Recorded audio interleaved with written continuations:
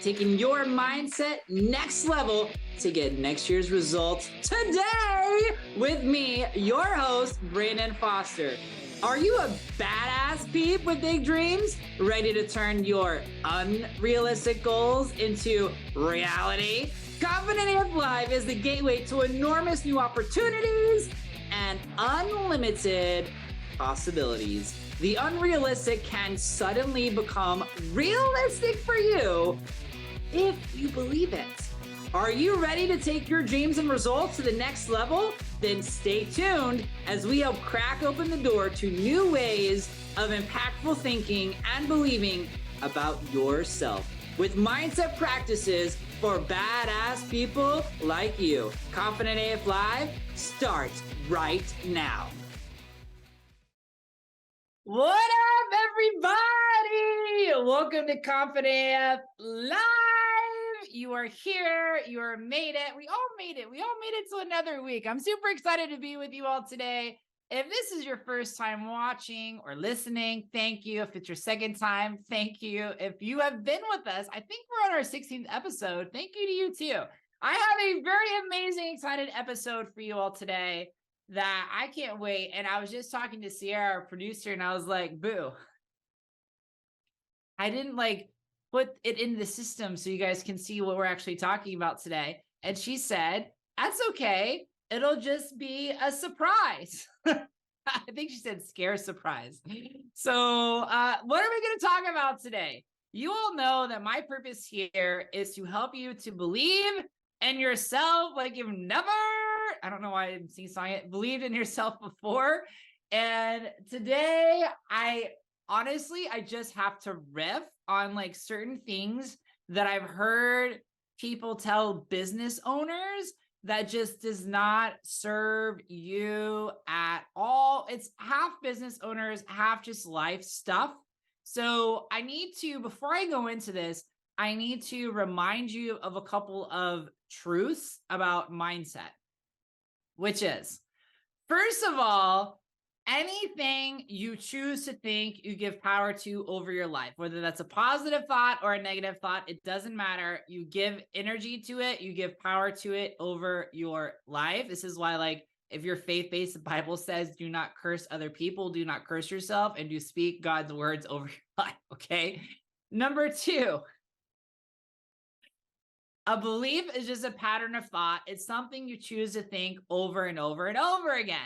I don't care what the thought is, but if you think it over and over again, that becomes a belief. That's why poverty thinking can be a belief.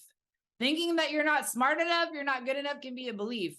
I deal with a lot of CEOs. I love working with CEOs. I love working with high achievers. Believing that you can't rest is a belief. Believing and telling yourself that you can't grow and scale a business without sacrifice or hardship is a belief that doesn't serve you. Feeling like you're capped financially is a belief that doesn't serve you. I mean, I could go on and on and on and on and on, but what I want you all to remember is that you will never be able to change your life if you don't first believe it's possible for you. So if you don't believe you can get rich, you're never going to get rich. I really wanted to cuss right there. If you don't believe that you can be wealthier than you ever have been before, you're not going to be able to take the action to do it. If you don't believe your business can be tremendous and amazing, you're not going to get there. If you don't believe you can have 100 employees, you're not going to get there. I don't care what it is. If you don't believe it's possible for you, if you don't believe it's possible for this, you don't believe it's possible for your life, you're never going to take the action to receive it because you don't believe it. And if a belief is just a pattern of thought, then you can choose to think different thoughts and choose different patterns, okay? And the thing is that in our humanness and in society, we have been taught and raised to believe certain beliefs that are the biggest bunch of BS. That's quite simply just do not serve you. And I hope that in today's episode, by me going through these 7 things that, to be honest, really annoy me, and they annoy me from a place of love because they're not helpful. They're not true. And if you attach these ideas, you're going to limit your life. And here's the thing.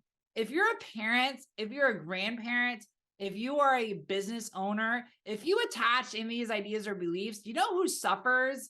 Not just you, everybody around you. Think about this. If you don't believe you can be wealthier, your family suffers. Your kids suffer. Your significant other suffers. If you don't believe your business can do bigger, better, bolder things, your employees suffer. Your clients suffer. Like everybody suffers.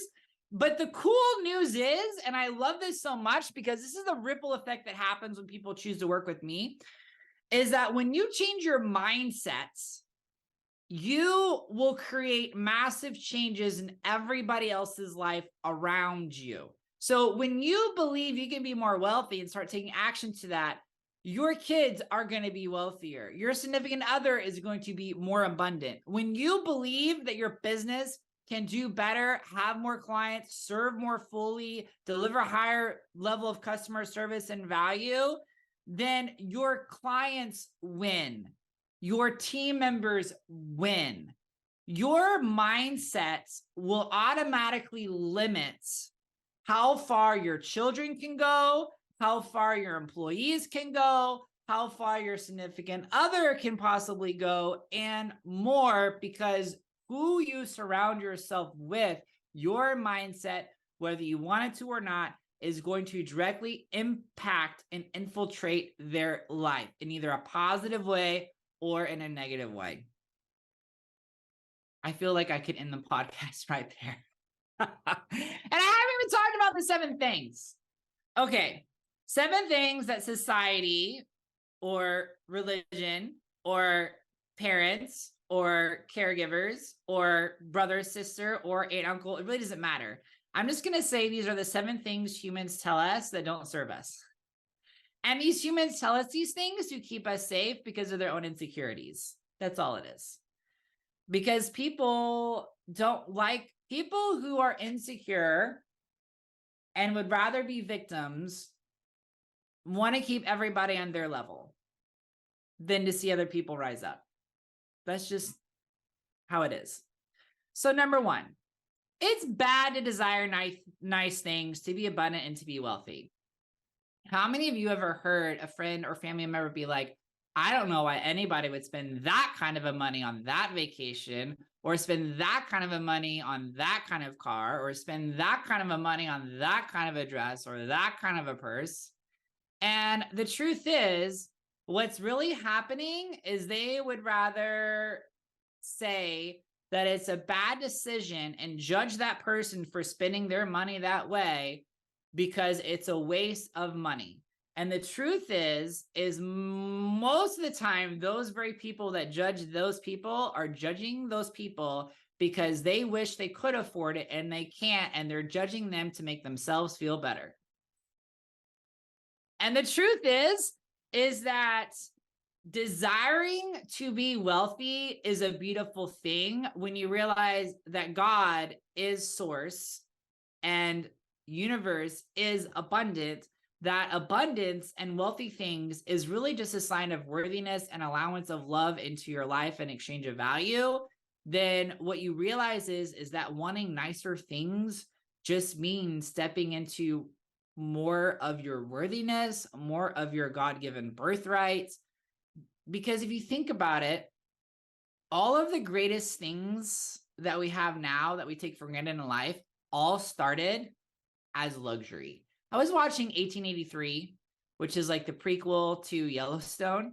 And there's a scene where husband escorts wife into a hotel room. She's flabbergasted. Oh my gosh, I can't believe you spent so much money in this room. He's like, well, we're going to be on the trail for a while, so we need to have, you deserve it, that kind of a thing.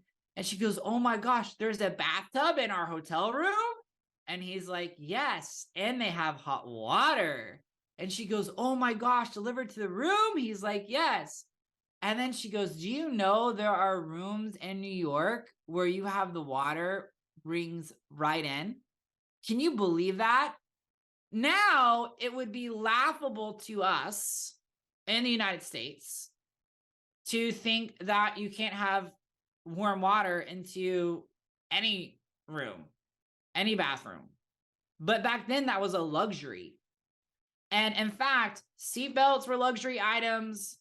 airbags with luxury items. I was listening to a course created by a man named Mark Hoverson called Solomon CEO, and he was talking about how he knew someone who lived in poverty because they viewed it as a sign of like religious sanctification or purification. And because of that, refused to invest in a nice car. And what happened is because the person did not invest in a nice car and drove basically a car that was in disrepair, was in a car accident. And if he had had a nicer car, because he had the money to buy a nicer car, if he had bought the nicer car, he probably would have lived in the accident because the car would have saved his life. So this idea that abundance or desiring abundance and wealth is bad, or there's something wrong with you, is not true. And in fact, I know there would be some faith-based people that would say, well, what about the verse where it says it's harder for rich men to enter heaven? I believe, and I'm not a biblical scholar, so please don't be like, did you graduate from theological seminary? No, I am just a person who loves God and adores being blessed by the universe. Okay, so basically, my take on that would be that when you have money, and actually this goes to number 2, which is the idea that when you are wealthy, you're greedy, and like the whole phrase of like more money, more problems. And the truth is like, no, like more money, not more problems, more money, more opportunities, more money, easier to solve problems, and hire someone to help you, easier to help other people, which is the other thing too of where I think religious beliefs like get the whole idea of being wealthy or being rich wrong, is because how are you going to help people if you're poor? It's kind of like expecting yourself to help sick people, but like you're sick, you really can't help people if you're sick. And then if you're faith-based, you can go to the whole thing of like pull the needle out of, or pull the wood out of your own eye, right? Like how do you expect to do good, amazing things, philanthropic things, if you don't have the money to do it? And the more money you have, the more, as a business owner, the more good you can do in your business. So it's all a BS. But going back to the whole thread, the easier for a poor man enter heaven, I believe that's just simply because the more money you have, because it's easier to solve problems by hiring experts and using your resources and everything else, that there is a opportunity to forget that God is source, the universe is source, love is source, that everything comes from God to help you, and that you start to rely on money to be your support instead of remembering where it actually comes from. That's what I believe. So the money thing, you guys, is really important for you all to get, for anybody to get, because I grew up where my family actually had, I would say my grandparents, no, I would say we were middle class. I would say that we didn't have a poor mentality or poor mindset. But some of these other ones I talked to, I do think these impacted in a negative way, because these are beliefs that our family attached to. I do believe that my family had a belief that was hard to save, and that did not serve our family at all, because whatever money was made was basically spent. So like money didn't stick around in the family. And by the way, if you all want to learn a lot about money mindset and money mentality, go look up Amanda Francis. She's amazing. I love her to pieces. I love everything that she does. Okay, number 3, suffering is required for success. Suffering and pain is required for success. This is something that I cannot get behind. And the best analogy, I wish I could remember who said this or what podcast I heard this from, but it has really stuck into my brain. And I'm going to give you a couple different analogies to latch onto. But there's this idea, first of all, there's this idea in business that your business can't make money for the first 2 years, which is the biggest bunch of BS. Or that it's hard for you to uplevel your business or to make more money, like whatever those ideas are. If you're saying that over your business and over your life, you are shooting yourself in the foot every single day, because you just can't receive the answers and solutions to questions if you don't believe that it's possible first, because if you believe it's possible, then you will ask the question for the answer. So in other words, if you believe you can't make money your first 2 years in business, you're never ever going to ask God. You're never going to say, okay, God, angels, universe, how can I make X amount of money and not put anything on credit cards my first year in business? Because you've already decided you can't make money your first 2 years. So like, you're not even available to receive the answer. It's ridiculous. I love you guys so much. I don't want you guys to do this stuff because I did a lot of this stuff. Like I attached that idea that when you start a new business, like you have to start off like in the hole. Like says who? Like that's not written down by God. That's not like an ultimatum. Like, no, it's not true. Okay. So suffering and pain is required for success. We do this weird thing in American society where we congratulate people for overcoming hardship, difficulty, and adversity. And while I do believe overcoming challenges should definitely be celebrated, so I'm not going to discount that. I think some of the most amazing changes that ever happened in society, whether American society or world society in general, is when people stand up for what's right and overcome a challenge and adversity. That is not what I'm talking about here. What I'm talking about is the idea that in order to have forward progress in your business, that you have to suffer and be in pain. Because what's really required to grow a business, to scale a business, to start a business, to do those things is being in discomfort.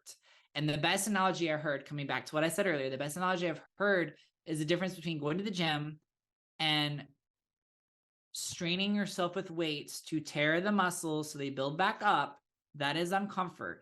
Pain and suffering is when you put way too much weights on the machine or on the barbell or what have you, and you cause your muscles to literally tear so that you have to have surgery, so that you can't work out for like 3 months, 6 months, however long it is, or maybe even have permanent damage. That's the difference between growing in your business and being uncomfortable versus pain and suffering. And American society, it's very dangerous how many people believe that you have to have pain, hardship, and sacrifice in order to be successful. And it's just not helpful. It's not helpful because if you expect to have pain and suffering to be successful, it's not really a motivating factor. And again, I'm not saying that you don't go through discomfort. You go through discomfort. But the discomfort is worth it because when you're motivated and you have a powerful why, you appreciate the discomfort because you understand it and you know what it's leading to. It's kind of like that's why it's so important when you're doing a physical fitness program of any kind to really start to see the results in your body, because it motivates you to go more and go further. All right, so that was number 3. Number 4, if you make a mistake, you deserve to be punished. I hate this so much. I don't like this one at all. Because what it does is it makes you be afraid to take risk in your business. It makes you afraid to learn new things and try them. And if you're afraid to learn new things, you're afraid to try new things, you are automatically going to stunt your growth. You're going to limit your success, which success is progress. I love Earl Nightingale's definition of success. Success is just the progressive realization of a worthy ideal. That's all it is. And so I grew up in a religious system that taught that if you made a mistake, God was going to punish you. And the idea behind it was the Bible verse in Proverbs where it says, God disciplines those he loves. The American definition of the word discipline is when someone is disobedient, they are punished with retaliation. So if you grew up in any kind of household, faith-based or not, where you were taught and raised to believe that if you make a mistake, you're going to get punished, what happens as an adult, because adults are byproducts of childhood punishment and childhood reward and the paradigms that are taught. So if you as a adult believe that as a kid, what happens is as a business owner, you're afraid that if you invest money in the wrong way in your business or spend the money on the wrong thing in your business or you market the wrong way in your business, that you will be punished, which could take many different forms, as in you're not going to get any clients, your finances will go belly up, you'll go into debt. A lot of different scenarios can play out in that situation. And the reason why it's not helpful is because if you were actually to look at the Hebrew word for discipline, it actually just means correction. And that's a huge difference, because what we really need to believe is that if we make a mistake in our business, it's no big deal. Do y'all understand how powerful that is as a business owner? If I make a mistake in a business, I'm doing the best that I can. It's no big deal. More money is available. Help will be shown. The light will be shown. Answers will be done. And obviously, I'm not talking about taking crazy risks. I'm not talking about, placing like a wild bet that's like crazy. I'm not talking about crazy town. I'm talking about like being scared to spend some money on social media and ads. I'm talking about being scared to hire people, to pay people that you've never paid before. I'm talking about just being scared in general to make mistakes. I mean, this is perfectionism, honestly, is the worst disease in American society for business owners.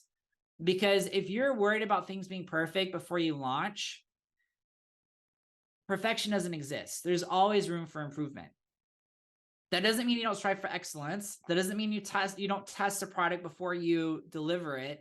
It doesn't mean you're not open and receptive to feedback before you launch something so that it's the best foot forward. That's not what I'm saying. But what I am saying is that you need to shift that mistakes are going to be punished, because if you have that ideology, that faith system, that belief system, you will never be as successful as you can in your business, because every single person who's the most uber successful in business does not believe in failures. It does not believe in mistakes. They believe in learning from mistakes, but they're not really mistakes. They see them as redirection and course correction to get them to where they want to go. Huge difference. Number 5, you can't be an amazing parent and badass entrepreneur. I help so many moms and grandmoms and dads in my coaching programs. And one of the big things in society that is this dualistic thinking, Brene Brown talks about this in a book, Greatly, which is like this guilt trip that if you're a working parent, like an entrepreneur parent, a badass business owning parent, then your relationship with your kids has to suffer and you can't be very good. But that if you're a stay-at-home mom or stay-at-home dad, then you're a horrible example to them because you're not out being productive in society. And I'm here to tell you, detach from that. It's not like God puts the desire for your business in a heart and is like, oh my gosh, I can't wait to see you self-sabotage your parenting and be the worst parent in the whole entire world. It doesn't work like that at all. So don't believe that. You both get to be successful. Number 6 is success can't be consistent. God's love is consistent. Universe's love is consistent. Success gets to be consistent, because your ability to receive love never changes. Where people fall victim in society is they decide that based on circumstances in the economy or circumstances in industries that love has to stop flowing, because I believe everything is a reflection of love and allowance into your life. And the last one is number 7, it can't be good all the time. Says who? We all encounter challenges in life. We all encounter obstacles, but every challenge, every obstacle can be harvested the good love can always replace fear. And I would encourage any of you today who don't believe that good is always available and better is always available to start to be willing to see things differently and ask to see things differently so that you can receive nothing but goodness every single day. More good today than yesterday and more good tomorrow than today.